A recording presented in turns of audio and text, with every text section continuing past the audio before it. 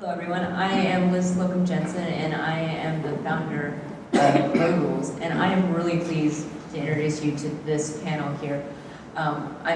There's been a lot of changes going on in connected cars, and this panel is going to offer you a real depth of knowledge. We have a lot of history of people working in the industry with the OEMs. That history goes back several decades. We have people bring new types of services that we use every day. So I'd like to start off by having each of you introduce yourself and briefly tell us what your favorite killer app is right now in connected cars. My name is Dan Barch. I've been working in the area of automated vehicles and active safety for almost 20 years now. Starting with General Motors, later working at Ford, and also Carnegie Mellon on Oshkosh and two of the DARPA challenges, as well as some military applications. And my favorite killer app, and I can maybe talk a little bit more about this later, but a lot of the stuff I've seen in Japan is really exciting, particularly with some of the car infrastructure commercial transactions, the ability to use your car as a point of payment for not just paying the toll booth, but how do you pay for the parking deck without having to get your credit card under your wallet, you use your car, or even talking about using your car to do gas payments and payments at drive-thrus. And so kind of really making the experience around the car as opposed to having to get out of the car.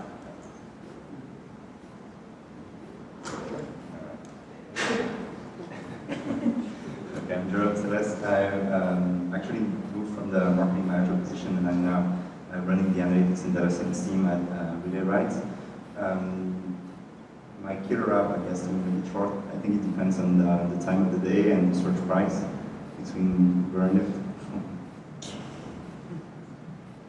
My name is Peter Yorke. I'm the CEO and co-founder of Voyomotive LLC. Just by way of background, I was a molecular biologist in another life, and I went on to a career in medical venture capital. And about 4 years ago, I was having a conversation on the Caltech campus about how to develop aftermarket fuel technologies that would really save fuel on that. And out of that, Voyomotive was born. We started it, like I said, back in 2011. We've been in stealth mode for about 4 years, up until about 6 months ago on that. And you'll hear more about what we're working on over the course of the evening. But I would have to say my favorite apps are the ride-sharing apps, because that has profoundly changed my life and how I live in San Francisco. That's great. It sounds like there are new services as well as some older services. Who do you think is going to drive this innovation? I think it depends largely on what part of the innovation you're going to see. Historically, we can talk later about the automated stuff, the automated vehicle stuff. If you look at it, a lot of the funding is coming from governments one way or another. Whereas more of the traditional automotive-focused connected vehicle apps, the automakers really have done a pretty phenomenal job, sometimes being a little early ahead of their time. GM trying to pilot real-time traffic information in the 1980s before customers were ready for that, or technologies like OnStar or G-Book. But I think if you're starting to see open frameworks, Ford's trying to push that with their Sync platform, it's going to open up the opportunity, as well as some of the aftermarket opportunities to see some new applications. But I think historically, it's been largely automakers and the government. There's going to be new players in the industry. Thoughts on whether startups or OEMs are really leading this charge? I do, but before I answer that question, is there anybody here who actually works for an OEM? Okay. Yeah. Okay, 1, 2, 3. Oh, actually, let me ask so that you can, it might help with your answers. Who here actually works in connected cars? And so we have a decent amount of representation, and do you work in the business side? Can you raise your hand on the business side? And then is anyone in the technical side? And who here doesn't work in connected cars and is here out of curiosity? Free cheese. All right. Thank you for joining us. And just in case, so we can have it all on the table, are there any VCs in the room? Okay. Buckle up, it's going to be a bumpy ride. So, in terms of where I think innovation is going to be driven, I think the car companies are making a lot of great noise or effort at that. But if we look at GM and OnStar, they've been able to create very interesting technologies, but have not able to make them commercial solutions that either have the feature set or the pricing point that their consumers want. And that's unfortunate on that.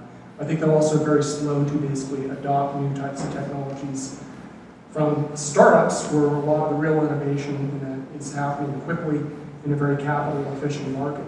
Where we're seeing a lot of opportunities with the tier 1 providers.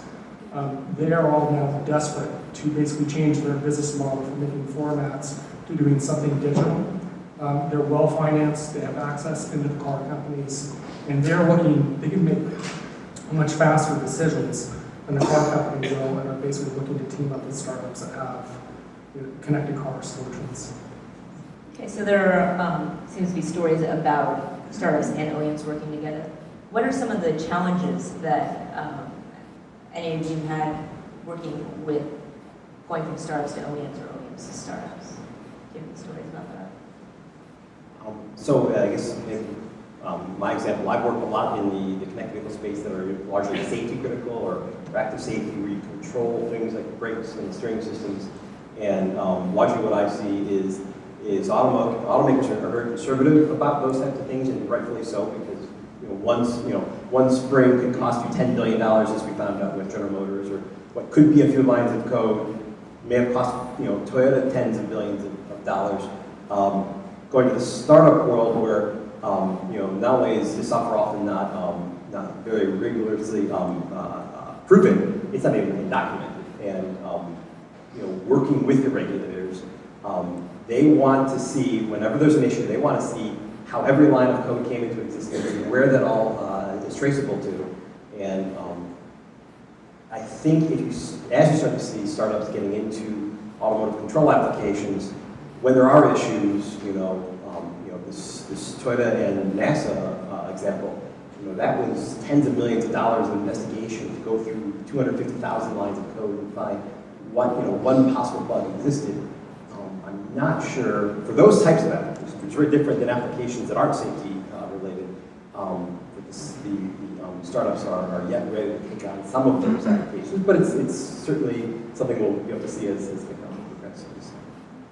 And I don't want to just work on the challenges. I know, Dan, that you have a couple of stories about wins, like really positive stories of the incumbents, the OEMs, helping the up-and-comers. Can you talk about that a little?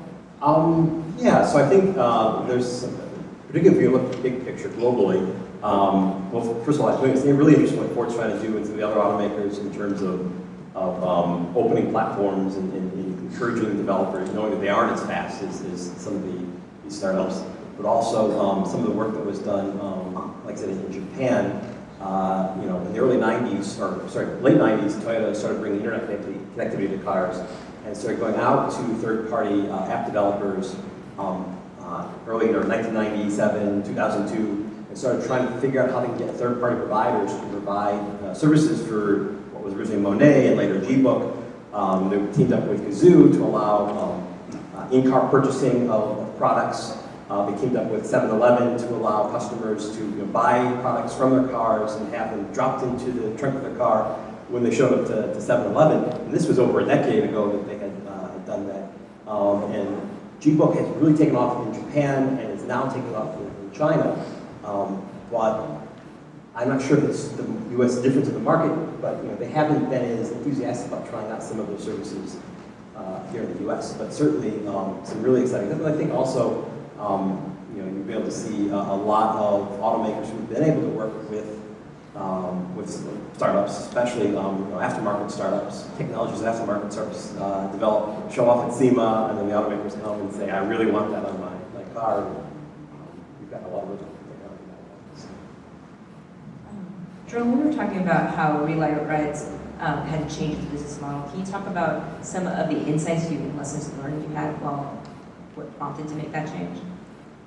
Yeah, and I think that relates to the partnership with the OEMs as well. Since General Motors was an early investor in the company, and I think that's something that was related to the initial vision that we had, trying to empower instant mobility for people. And something we noticed by actually listening to our users more and more, and the feedback they were giving was that people wanted to rent cars for longer time, longer duration. And we started to have not only like hourly and daily price on the car page, but also like a weekly, and then shortly after that like a monthly price.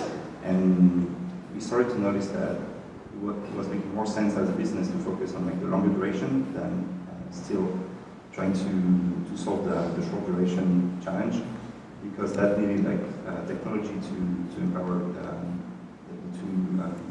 the renter and the owner to unlock the cars, and this technology wasn't integrable with all the cars that were trying to be listed on the platform. So that was causing like some challenges for us that were not addressable in the short term. So back in fall 2013, we decided to move away from the hourly model and focus on longer durations. And we still believe that the vision is to reintroduce technology at some point, and we have the IP for that. So we'll see when it's appropriate time to do that. Yeah, I really like this story because it started out with an embedded model, and it went from doing something that was very technical to then being something that was more personal. Now with Peter, with your company, you're doing something that's embedded. What are some of the things that kind of values that you hope to bring with the new service? Well, what we want to be able to do is to change the user experience and how they interact with their car on a daily basis. And there are a number of different ways we try and do that. Some are based around convenience, some are based around security, some are based around a gamification of the system. But there are things that we do every day when we're going to be using our car. One of it is how do you enter the car? And so we have an app with our phone app. We can use software codes that can unlock the doors of your car just using messages over the data bus without having to retrofit equipment into the car. We can open the trunk. We can basically control the doors by using proximity with a phone to your car. And that'll change how you interact with your car on a daily basis and remind you that your phone and the additional control that you have over your vehicle. Some of the other features we have are security features that you have to have your cell phone in the car in order for an engine to start. And so this gives another layer of security, basically two-step authentication, both to access and to control the vehicle. And those are just two of the features that we're going to be supporting. Great, I'm actually really looking forward to taking my old car and really bringing it up to date. I want to start thinking about the future, and I want to get a sense of what all of the new services that people in this room are using. Now, who here has used Uber and Lyft? We are in San Francisco. And what about the other services such as relay rides, the peer-to-peer stuff? How so it's not as prolific, but it's up and coming, I think. And so what I want to know from the panelists is, what do you think our new mobility habits will be? It looks like there's been change in the last 5 years, and what can we look for in the future? And this is before, I'm sorry, let me specify, there are two sections that we all know about. There's before the self-driving car and after. So let's talk about this before the self-driving car happens. Yeah, so I mean, I can just take off my relay rides hat for a second, and just personally, like I don't own a car, and I've been living in the city for the last 4 years, and that's how I started to be interested in the services like relay rides and the other competitors. Just for a way to access a car and get away when I needed it, and so it makes sense for me like to go get my car when I need it and don't have to worry about parking or like all the insurance and all this other stuff that I don't want to hear about. Now, like just so that's my experience as a renter, and that's my profile. Now we're seeing like more and more people like that in dense areas like San Francisco, like all big cities you can think about, like Los Angeles, Chicago, New York. So like these use cases getting more and more common. And what we see on the other side of the marketplace is the emergence of owners who own like a small fleet of vehicles, like 1, 2, 3, 4, to sometimes 20 vehicles, and they manage it through relay rides, get all the marketing through the company. We provide the insurance for them, and so that's, I think, a new trend that we started to observe last year, and it's been growing really fast this year, and something we believe that's going to keep growing. People really focusing on relay rides as a way to own a small fleet and do business with that.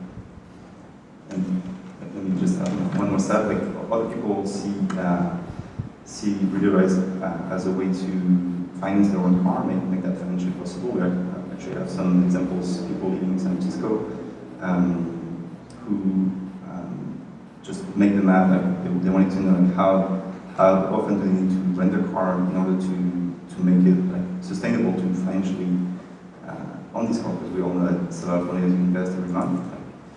And we have like a lot of these owners on the platform who are renting their car up to the point where they're like financially stable and like break even on their car and then stop renting until the next month. Dan, I know you have stories that go way back, so I'd love to hear what you have to say.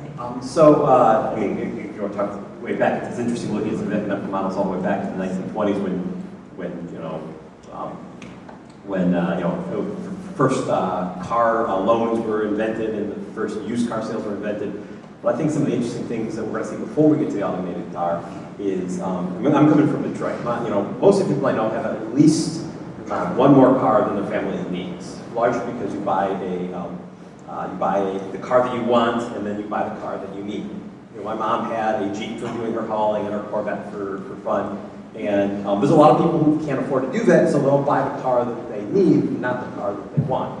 And I think with some opportunities to go out and have short-term rentals on the car that I need occasionally, you might have people buying the car that they want as their daily driver, and then going and renting the car that they need. That becomes an option.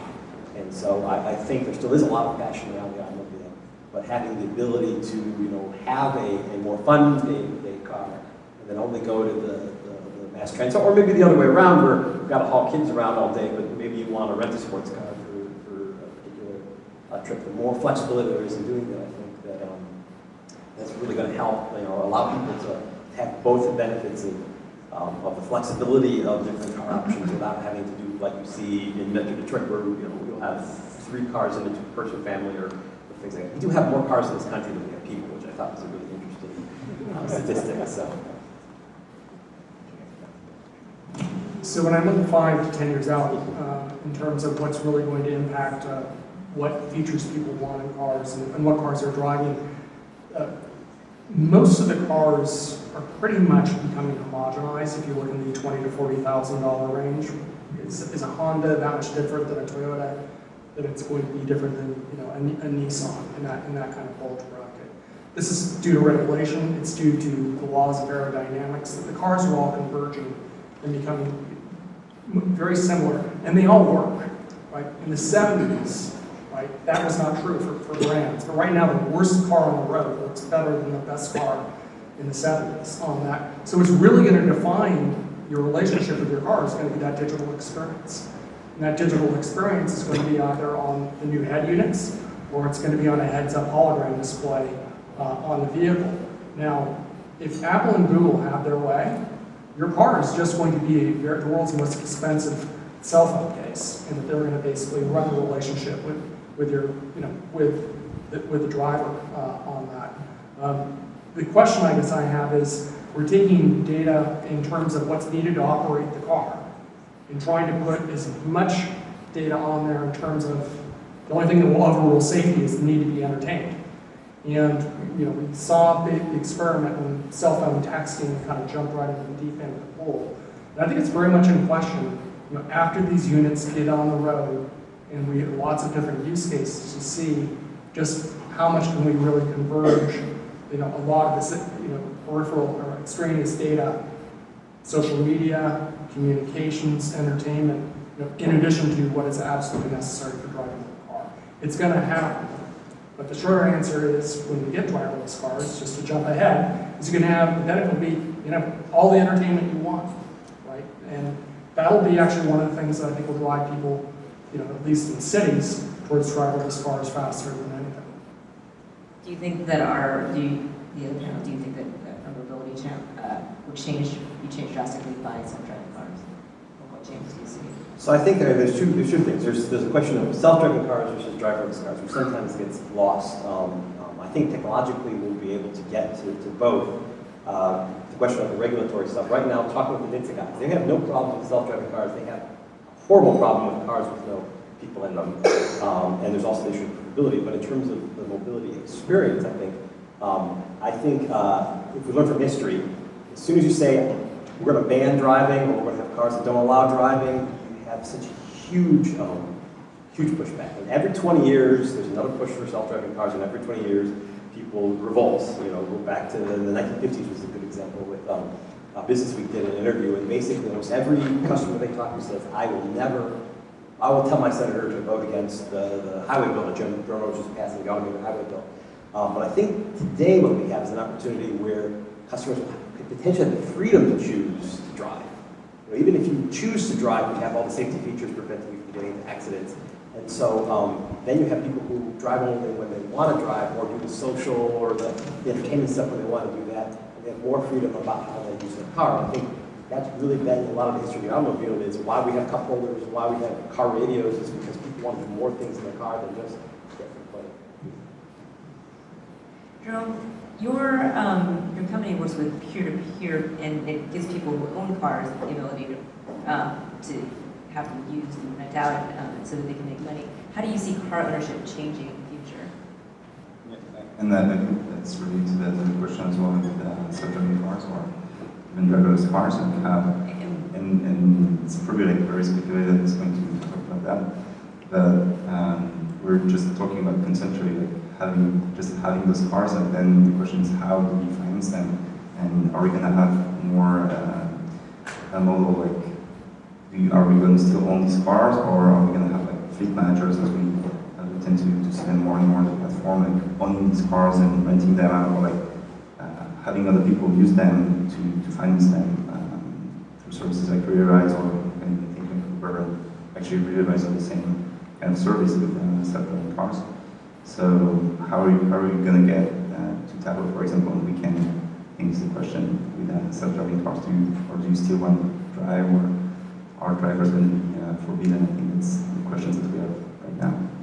Do you have any strong opinions as to whether people will want to absolutely keep owning a car? Do you think they have that passion for car ownership still, or will? I don't think the people in the newest generation care that much about the car. I think it's what we see more and more. I know that it's been the case in the past, the oldest generations. So, with all these changes happening, what do you think the new business model will be in the connected car industry? So I think clearly you're going to have the OEM is a pretty large portion of that relationship. I think with companies like Tesla really question whether the dealer is still part of the equation. But I think you're also going to start to see a lot more third-party providers enter the equation. I think a really good example of one that has actually worked was SiriusXM. You know, you didn't used to have third parties that wasn't the OEM. When you were buying OnStar, you're buying from General Motors. But I think you're going to see a lot more of having a relationship with the OEM, having a relationship with the third-party providers providing services. And I think if we get to these higher levels of automation, the relationship with your local DMV is going to be very different, I think. What? Go for it. Well, I think, if we get to these higher levels of automation, by necessity, cars are going to have to look or be more like airplanes in terms of certifications and inspections. It's like in some states you have a lot more emissions inspections. Well, if you go to highly automated, you're going to have inspections that your steering gear is in proper order. Right now, the assumption is that you as the operator are responsible for making sure that your brakes are in working order. I think if you get to points where people don't drive the cars on a daily basis, and they're not in touch with the cars, they don't understand how things are working, you're going to have more formalized inspections. This is part of the discussion that's happening in Washington right now. What does that look like? I think this leads perfectly into what I was going to ask Peter next, because Peter, you plan on having a developer's platform on your product. What kinds of services do you hope to see going into the future beyond what we're all pretty familiar with mileage tracking and miles per gallon and gas savings, but what else do you hope to see?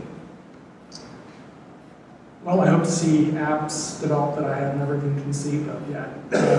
So what our unit, the Voyo, can do is based off of the world's most sophisticated high-speed data logger.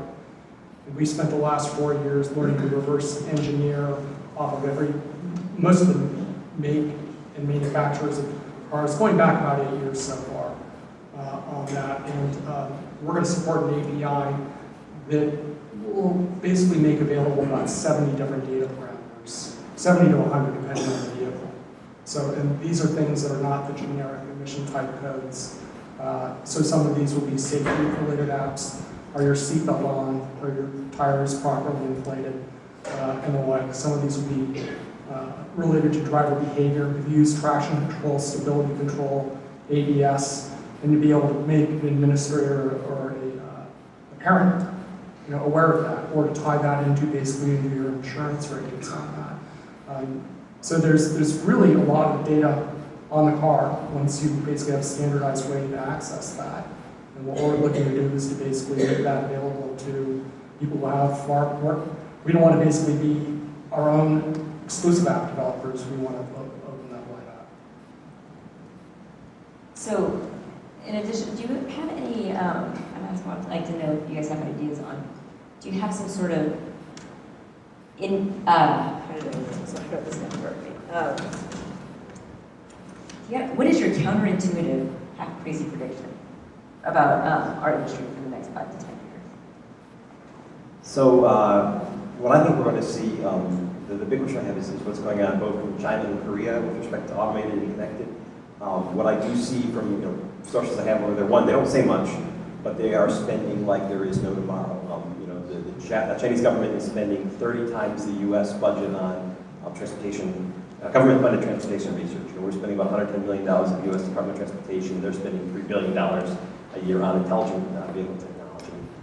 Korea, likewise, you see companies like Samsung who are clearly doing something in automated, but they don't talk about it. And the Korean government is sponsoring all their versions of the Double Challenge, so you don't hear about it. So I expect we'll see something really exciting coming out of one of those two, or both of those countries, that weren't on a lot of people's radars. Well said. Sorry, I don't have any counterintuitive predictions. Well, I guess I'm kind of worried about a black swan event that could basically change both the nature of the connected car as well as IoT more generally. I'm extremely worried about basically the coalition of vehicle manufacturers who are trying to use the Digital Millennium Copyright Act to basically try and effectively repeal right of repair in Moss Magnuson, which covers warranty issues when you basically work on your own car. And we don't know if they prevail. We don't know where that will end, but it can't be good basically for consumer choice.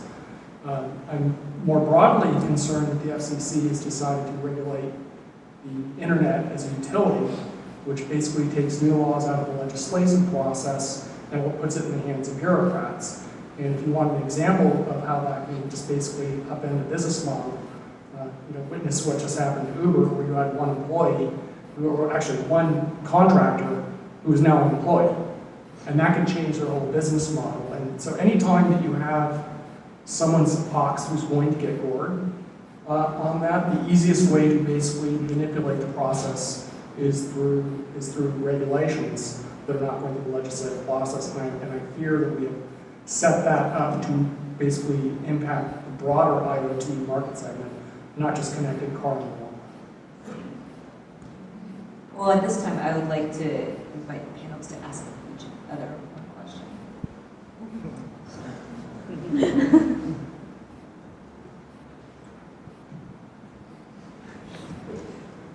So you mentioned that your product allows you to have this API, and people come up with apps crazier than you can imagine using your product. What apps can you imagine for third-party developers might come up with your product? Honestly, I would like to see somebody coming up with a really, really good driving scoring method, because the ones that I've tested seem like they're extremely arbitrary.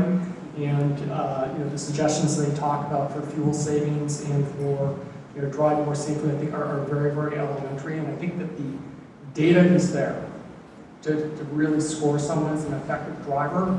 And it's going to take someone with a lot more of the kind of actuarial data, be able to do a regressive analysis.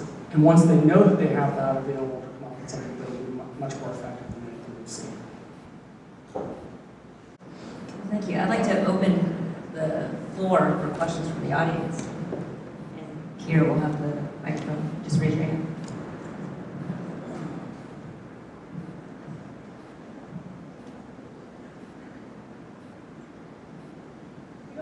The automakers have already been pretty good about working with the tier ones and tier twos and developing, gathering technologies from a wide different variety of sources and now a little bit with startups. The crazy prediction I'd make is that the endpoint we're going to is that the automakers are going to be contract manufacturers and that individuals are going to be able to order custom cars or work with particular car designers and basically specify the features they want. That the automakers will give up on their current model because the idea of millions of units of a single model won't make sense anymore. I'd like to hear your reaction to that idea.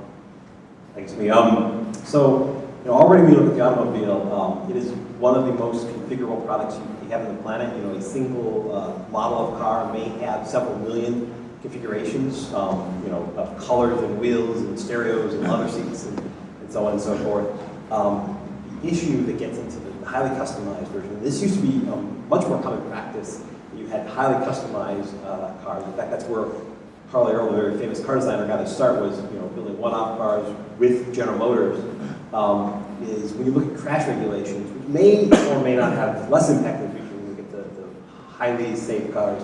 The crash regulations restrict the configuration of bodies you can have, because each general configuration, engine, body, wheels, have to be crash tested. So the more permutations you have, Porsche did a one-off car from Bill Gates, and they wouldn't allow it to be brought into the country because an identical one hadn't been crash tested. I see. When you get to small unit manufacturers, it's a different thing. As an OEM, if you're a hot rod shop, you can build a one-off and you can sell it. But as a tier, as an OEM, right now there is the ability, because of the way. This is when I talk to the folks in our marketing groups. Is why we can't offer custom bodies. It's because of the difficulty of crash testing. If we get reprieve on some of the crash testing requirements of future technologies, and this has happened before, we used to have the requirement of 5-mile-per-hour bumpers. Those were lifted to get better fuel economy. If automated cars or crash avoidance cars can show that they can reduce accidents significantly, we may get a reprieve on some of the crash metric requirements, which would allow for more freedom in so that's a good thought. Well, just a broad one, and then I'll specifically address the question. I think the car industry is going to go through a consolidation in the next generation, like we saw the defense industry in the previous one. And we're probably one more recession away from basically them going through a retrenchment, much like we kind of are used to seeing the airlines do, except this time there won't be a bailout. And this will probably not just be a U.S. phenomenon. We already saw Fiat making a run at GM on this, that consolidation is going to be the trend. And as they consolidate, we'll see less models from the legacy providers. We'll see, we've seen Tesla, which is great. And whether Apple and Google basically decide they want to get out of the high margin software business and basically get into cars will be determined. Or to be seen. But I think that the customization for cars will largely be a digital experience, and that's how you basically will select really more so the model of car that you want. Okay, just to add one other thing, there is a lot of that customization you see on the aftermarket because you as the owner don't have to go through the same crash regulation, and the automotive aftermarket right now I think is $500 million today. If you look at just the SEMA represented companies, I think it's like 30. It's the largest it's ever been. You can change the wheels in your car today and don't have to get a crash test. You can change the body panels, which is why they'll do buggies. But like I said, the digital experience doesn't have an impact necessarily on the crash performance, and that would be something the automakers can have a lot more flexibility in offering customization on. So.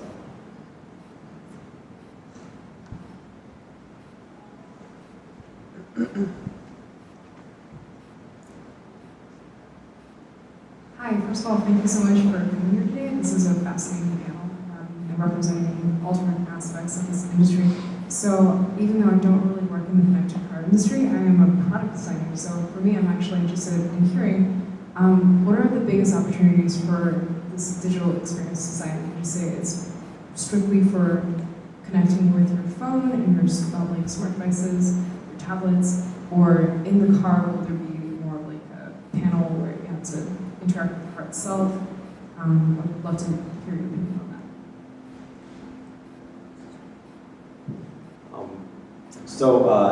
You know, if you look at like a full line manufacturer like Toyota in Japan, I think they're the best example because they've been doing car to internet connectivity for the longest. Within a model line, you will see all the way from your car can't do anything without a cell phone because it relies on the cell phone for data connection to a fully integrated modem in the car with very large screen displays, multiple large screen displays, and that's within one line of cars. You have many different options of how you get to the network. I think in terms of some of the design options, I think really the big thing that we're coming back to with the automobile is really getting more user focused. I mean, for such a long time, it was anything but the user, but really what the connectivity is really core is understanding what the user wants this experience to be. Like I said, what I saw in Japan is people want to spend more of the time in their cars and not have to get out to get the groceries or not have to get out of their car to eat. And so making options allow people to do that, seem to be what seems to really be interesting with our customers. So we just went through an exercise with a product design house called Frog Designs, where they basically, you've redone our hardware casing. Can't see it yet. We will be doing an announcement just before we have an upcoming launch campaign. And I got to tell you, my opinion of product design was kind of like a nice afterthought until I worked with these guys. And they kind of did a lot of hand-holding and kind of explained in terms of what their process was. And I was amazed. It was extremely expensive. It was the best money we ever spent.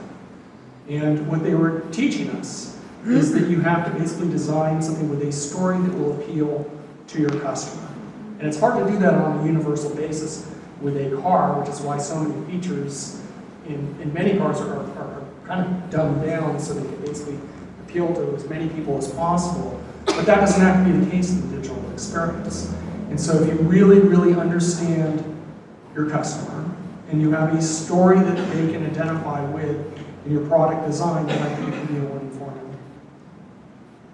So Peter, does that extend to your advertising? Did the whole story move on? As you learned about it from all the work you did with Frog and everything, did that extend to your advertising? No, it has not. There's a whole campaign that is basically coming out, and in fact, because it's charming. right. In its own unique way, I'm sure for the right audience. It is. And so just to explain, we are doing a Kickstarter campaign, primarily not to raise money, to basically to put 1,000 to 2,000 devices on the market. Basically for every 3 to 4 month field testing, because that's what the distributors wanted to see. Our primary market for the Kickstarter campaign would be men who are between ages of 20 to 40. That'll be 80% of our market, based on the feedback that we're getting from social media. What's that? No, haven't asked. That was not part of the thing. I don't know. Facebook can tell me a lot. Haven't told me that one. Yeah, on that. So what we've decided to do was something instead of basically where we have 2 founders sitting behind a desk kind of talking about themselves, is that we came up with a campaign of videos that will be released that features a spy versus spy storyline. A couple of videos that will be released that features the Voyo being used, our device being used. And so that is what you see in terms of our existing campaign, will be to support a very narrow market for that. And it's going to be a lot of fun on that. By the time we do a market release on that with the Frog design, it'll be a much broader marketing effort. So there's a tension between standardization and specialization in the car business. As a consumer, I like being able to buy tires and replace them on my car. I think, Peter, your service probably only works because of standardization. But we also know that the car companies like to specialize and offer different things and different experiences. So I'm wondering where you think this tension is going. So let's talk about the digital experience in the car. Do you think we'll be able to see a common experience, or are the car companies going to hold out and kind of obstruct that just to differentiate? I think the car companies are in the, I don't envy the position that they're in right now. Because if they give up the head unit, they have basically lost any relationship with the customer. They already have to deal with the dealer on that.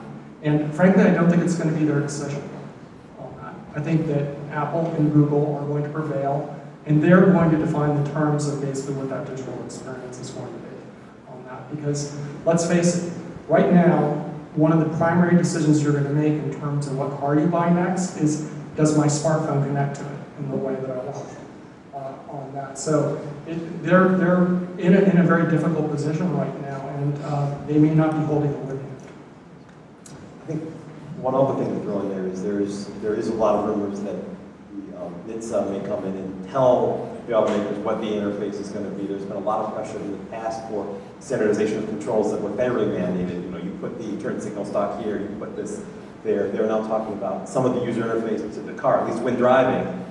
There may be a push from NHTSA to standardize some of that, just out of their own interests. But the whole standards versus flexibility is a huge topic of debate. There's a lot of good research on it, and I deal with that right now in automated vehicles. I've been trying to, with SAE, standardize interfaces for automated vehicles, understanding that the algorithms and sensors are going to evolve much faster than how I actuate the brakes and how I actuate the steering. And a lot of it looks at where there is more dynamic movement and trying to set that line, cross that boundary where slower things are happening versus faster things. I have a quick question, because the idea of the dealer has come up a couple times in this panel. Do you think that the dealer is going to keep its position, or do you think it's going to change going forward? So obviously, Tesla certainly has changed that dealer position. And it's interesting, Michigan just banned, non-dealer represented car companies from selling, despite the fact, signed by the government, despite the fact the government thought it was a horrible idea. Right now, it's kind of a state-by-state thing. You have had in the past General Motors trying to direct sell to consumers, but because the dealers have been so powerful, they've been able to make that illegal. I think that the natural tendency would be to get rid of the dealers if the dealers didn't have the type of political power that they do. So I think all else being equal, that the dealers would probably go away, but right now we've got a lot of representation in Washington. That was very clear with the auto bailouts. Real powerful dealers were able to keep their dealerships open, and the less powerful dealers weren't, because the government decided which dealerships stayed open and which ones didn't. But I think that direct is obviously what automakers would like to kind of do more direct connections.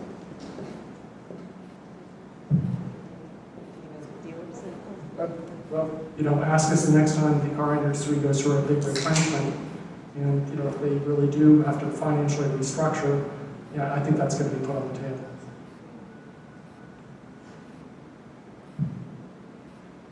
I think maybe one thing to look at, if you look at, talked earlier about the difference in model, what I thought was interesting, setting the Toyota model, often, Toyota has dealers in Japan, but often they will go take the car that they think the customer wants to the customer when they think they want to buy it, and say, hey, we know you've had your Corolla for 5 years, we think you want a Camry now, here's a test drive, and bringing it right to their house. And they do that for a number of reasons. One, they've got models that tell them kind of what the customers want. Two, it helps level up their manufacturing system, because they're kind of then deciding, the OEM is deciding kind of when the customer buys the car. But I think we might see models like that if we didn't have this kind of this dealer system where the OEM would come to the customer every 5 years, or whatever the purchasing cadence is, and say, we think it's ready for a new car. Here's the latest, we'll give you a deal if you buy it, this week. That's it. Okay. Thank you. A quick question. I would like to have your opinion about Google and their autonomous vehicle, because actually they have not been really clear about their goal. And in your opinion, why do you think Google is developing autonomous vehicle? Is it just for philanthropy, or What's your opinion about it? So I guess part of the deep history is Larry Page. He grew up in Michigan, and he talked even before they talked about self-driving cars. Larry Page said he always regretted the fact that they never had self-driving cars, which is what he was promised as a kid. And his parents worked in the Michigan school system, and this was kind of this vision that we had. And last time we really were pushing out self-driving cars was in the 1990s, the Automated Highway Consortium. But I think part of it is just a really cool hard problem that no one has solved and is very software intensive.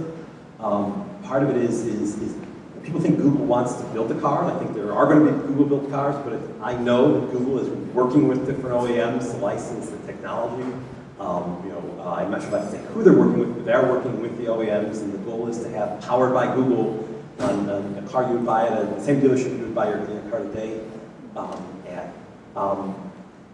I don't know that it's as much an issue that the car and transportation is a market that Google wants to get into as it is. This is a really tough software problem that they think that they can apply a unique approach to. And I think there is, like I said, some historical yearning that a guy like Larry Page, is he CEO now? I think I did the rotation.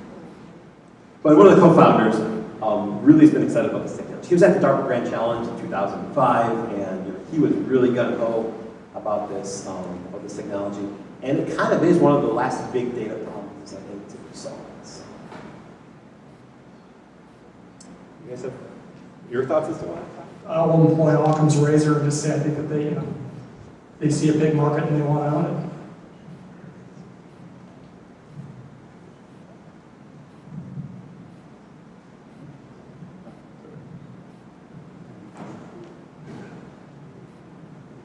In the world that comes after the self-driving car is ubiquitous, how do you see the automobile aftermarket changing from the way it is today? Will it be all entertainment type aftermarket products, or do you see things that offer customization of the actual automated driving functionality? I'm going to repeat that because I don't think your mic was on. So, did everyone hear the question? That he was asking about after self-driving cars, what kinds of services do you see? Is there going to be infotainment, or more high level, or more customization for the customer? So I think you also asked about whether the customization would affect the self-driving aspects of the car. And that's a really I think tough question for the automakers. I think if you look at aviation as an example, the verification and validation of these highly automated systems is going to be incredibly expensive, and it's not something you can upgrade part of it and only go through partial validation. At least from the examples from aerospace, aviation, and nuclear power plant, and rail, is it's revalidation of the entire system. But I think there are opportunities in what are called mixed criticality systems, where as long as you're not compromising the core safety feature of the system, the collision avoidance capability, you may have smarter routing applications or new parking applications that still rely on the automaker's base algorithms for collision avoidance, but allow you to have smarter functionality.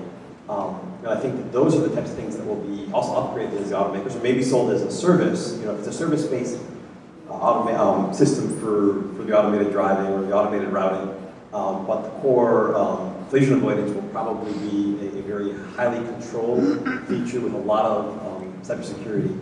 I do think that there will be a lot more opportunities for customization of the body panels and the wheels if we get to a point where crashes are fewer and fewer between, because then those modifications will have less of an impact on crash statistics, which is always what the government goes back and what the insurance companies go back and look at is if you make a modification that causes more fatalities, there's a lot of negative incentive for the insurance companies to allow those to take place. So, but I think the customization market is so huge. I can only imagine that there will be more opportunities and not less opportunities. I think we're going to close out here. Before I pass it over here, I wanted to thank our panelists. I think you gave us a really enriching insight into the connected cars. And one other thing is, I'm looking out into the crowd and I actually recognize quite a few faces. So I really want to invite you all to stick around and talk to each other, because I see representatives from suppliers and OEMs and startups in the insurance and in rental services. So I think that this is an amazing group here, and you should all come and learn and enjoy each other. So I will pass this back over to Peter and Andre. Folks, thank you again for coming. We have networking after this. Before we continue on, I'd like to thank our panelists. We have little goodie bags for you guys as well.